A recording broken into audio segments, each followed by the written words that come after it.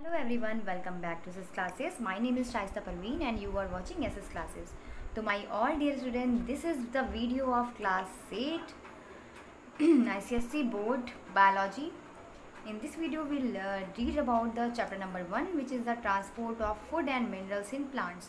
तो जो भी बच्चे मुझे कमेंट कर रहे थे क्लास 8 की वीडियो बनाने के लिए, क्लास 8 के बुक का वीडियो बनाने के लिए सेम एज जो क्लास 7 में है, तो आप लोग की बेटा क्लास 8 की बुक जो है वो मैंने एक बच्चे से ली है। ICSE सृजन की है, ये वीर बाला रस्तोगी के द्वारा लिखी गई है और सृजन ICSE है। आई होप आप लोग की बुक यही चलती होगी और अगर नहीं भी चलती होगी तो सारे टॉपिक सेम होने वाले हैं। तो सबसे पहले कंटेंट देख लेते हैं हम लोग कि कौन कौन से कंटेंट होने वाले हैं इस पूरे हमारे बायोलॉजी में। तो बायोलॉजी में यहाँ पर स्टार्ट होता है चैप्टर 1 जिसका नाम है transport of food and minerals in plants. Second chapter इसमें है रिप्रोडक्शन इन प्लांट्स, थर्ड है रिप्रोडक्शन इन एनिमल्स, चैप्टर 4 है इसमें इकोसिस्टम, चैप्टर 5 है इसमें इंडोक्राइन सिस्टम, चैप्टर 6 है circulatory system and chapter 7 nervous system, then health and hygiene and then food production. तो health and hygiene तो आप लोग का क्लास 7 में भी रहा होगा, ठीक है। सो हम लोग यहाँ पर स्टार्ट करेंगे चैप्टर 1 से। Today's I will discuss about the chapter number 1 which is the name of the transport of food and minerals in plants।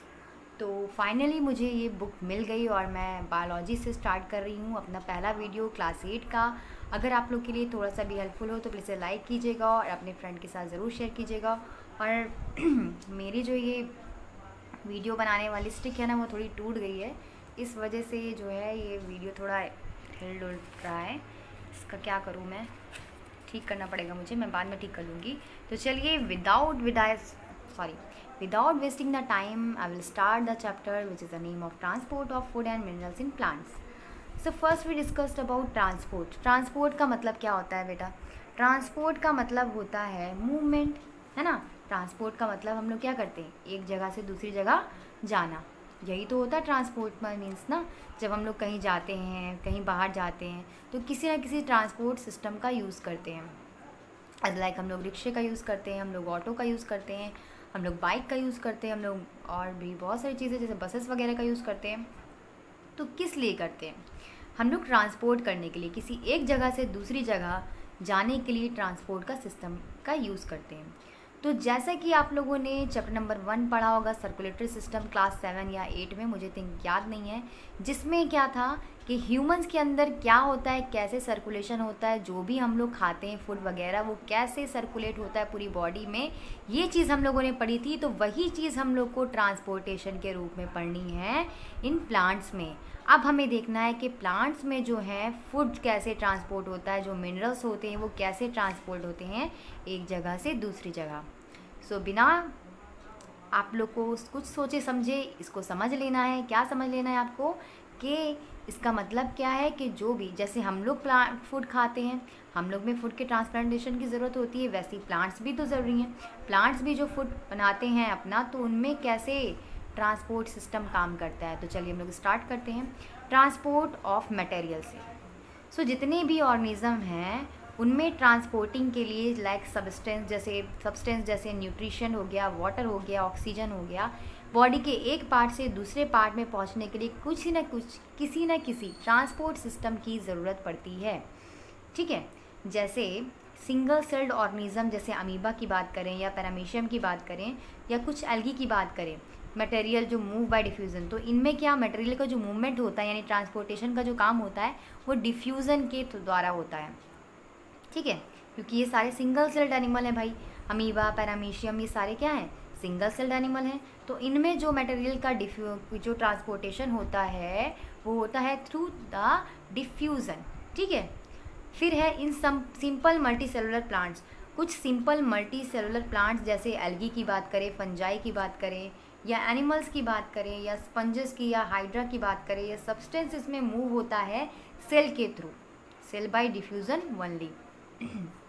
बताया था ना कि जो हम लोग के अंदर डिफ्यूज़न, जो हम लोग के अंदर ट्रांसपोर्टेशन होता है वो कौन करता है, जो अलग अलग सेल हैं वो बॉडी के एक फॉर्म से दूसरे फॉर्म, मतलब बॉडी के एक पार्ट से दूसरे पार्ट तक उस चीज़ को यानी कि उस मिनरल्स को, वो मटेरियल को हमारी बॉडी में पहुंचाने का काम करती हैं, है ना। वैसे ही थर्ड पॉइंट यहाँ पर दिया है कि कॉम्प्लेक्स प्लांट्स, जो भी हायर प्लांट्स हैं, थोड़े कॉम्प्लेक्स प्लांट जैसे हायर एनिमल हो गए, चाहे कुछ वेल डेवलप्ड एनिमल हो गए, उनमें ट्रांसपोर्ट सिस्टम जो होता है उसमें कैसे होता है, ये ट्रांसपोर्ट करते हैं न्यूट्रिशन का, ऑक्सीजन का हर एक बॉडी सेल के थ्रू। ठीक है, इनमें बॉडी की हर सेल में जो न्यूट्रिशन एंड ऑक्सीजन प्रोवाइड होती है, और हार्मफुल जो एक्सक्रेटरी सब्सटेंस होते हैं जो इनके लिए हार्मफुल होते हैं, जैसे कार्बन डाइऑक्साइड हो गया, अमोनिया हो गया, यूरिया हो गया, इसको बॉडी के सेल से हम लोग एक्सक्रेटरी ऑर्गन के थ्रू बाहर निकालते हैं। सो ये सारे प्रोसेस होते कैसे हैं, how does this process is applying in a plants, plants में कैसे अप्लाई होते हैं ये सारे सिस्टम, तो यही तो हम लोग को इसमें डिस्कस करना है। ठीक है, तो चलिए अब हम लोग स्टार्ट करते हैं अपने मेन टॉपिक से, जिसका नाम है ट्रांसपोर्ट सिस्टम। तो ट्रांसपोर्ट सिस्टम जो होता है प्लांट्स का, उसको हम लोग वैस्कुलर सिस्टम भी कहते हैं। इसका एक दूसरा नाम है जिसको हम कहते हैं वैस्कुलर सिस्टम या फिर कंडक्टिंग सिस्टम। Okay sorry.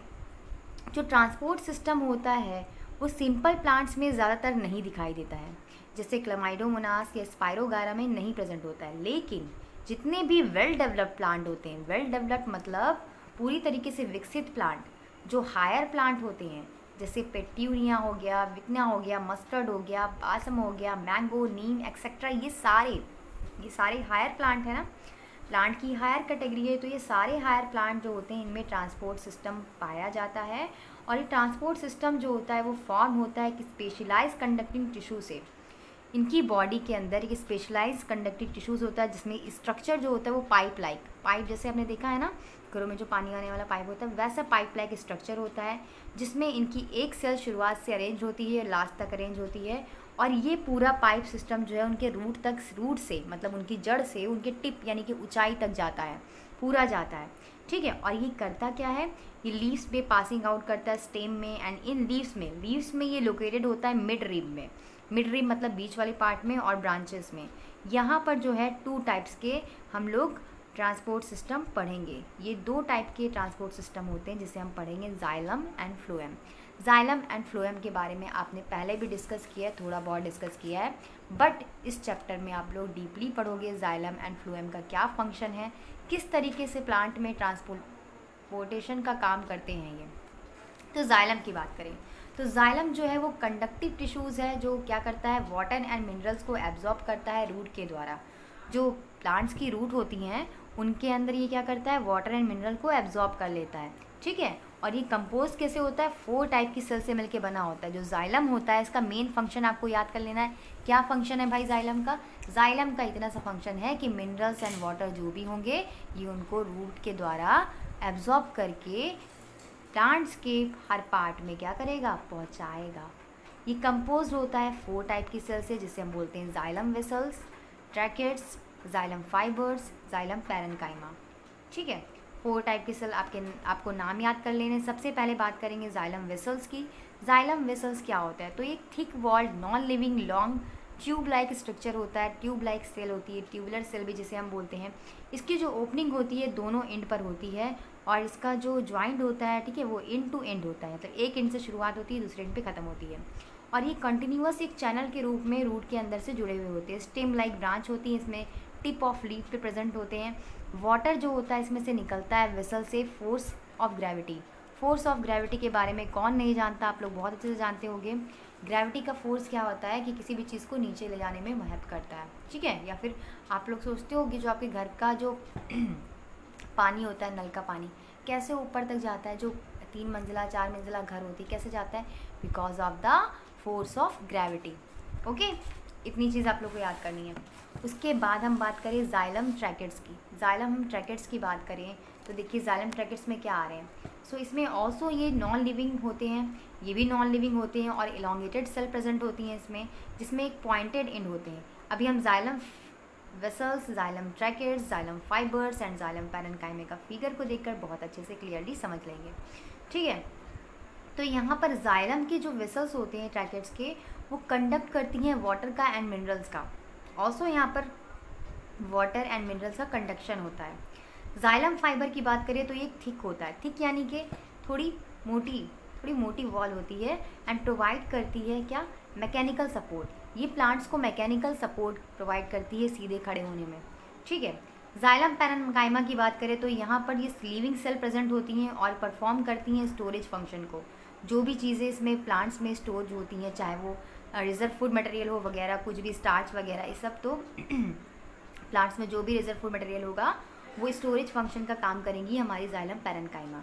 यहाँ पर देखिए जाइलम वेसल्स जो है, आपको कैसा इसका स्ट्रक्चर दिख रहा है, पाइप लाइक स्ट्रक्चर है एंड एनुलर थिकनिंग है, मतलब अंदर की तरफ थोड़ा सा मोटा है एंड इसकी जो स्पायरल थिकनिंग है मतलब सर्पिला आकार से मुड़ा हुआ होता है जिसमें लेगिन होते हैं।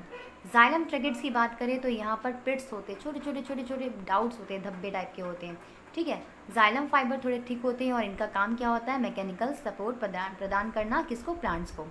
जाइलम पैरेन्काइमा की बात करें तो ये क्या होता है, मेनली इसका काम फंक्शन क्या होता है कि प्लांट्स के अंदर जो भी रिजर्व फूड मटेरियल बन रहा है उसको स्टोर करना, ओके चाहे वो स्टार्च हो या फिर कुछ और भी हो सकता है। इसमें न्यूक्लियस एंड साइटोप्लाज्म वगैरह सारी चीज़ें प्रेजेंट होती हैं। तो आज की वीडियो में इतना ही। आपको मेरी वीडियो कैसी लगी हो प्लीज़ ज़रूर करके कमेंट करके बताइएगा। अभी मेरे लिए वीडियो कंटिन्यूस करना बहुत मुश्किल हो रहा है क्योंकि ये मेरा जो ये टूटा हुआ है ना, मुझसे ठीक से नहीं पकड़ बन रही है। तो आपको मेरी वीडियो कैसे लगी हो प्लीज़ इसे लाइक कीजिएगा, सब्सक्राइब कीजिएगा मेरे चैनल को और ज़रूर बताइएगा कमेंट में कि आपको वीडियो अच्छा लगा या फिर नहीं। Thank you, keep watching SS classes.